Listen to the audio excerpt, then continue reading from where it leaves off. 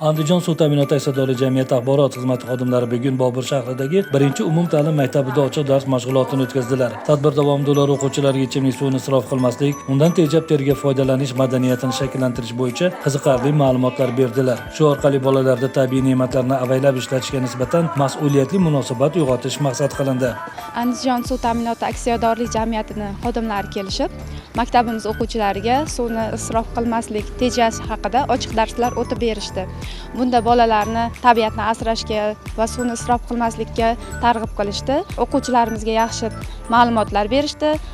Yaxshi qatnashgan o'quvchilarimizga suv ta'minoti aksiyadorlik jamiyati tomonidan kelgan xodimlarning o'z sovg'alari topshirildi, rag'batlantirildi.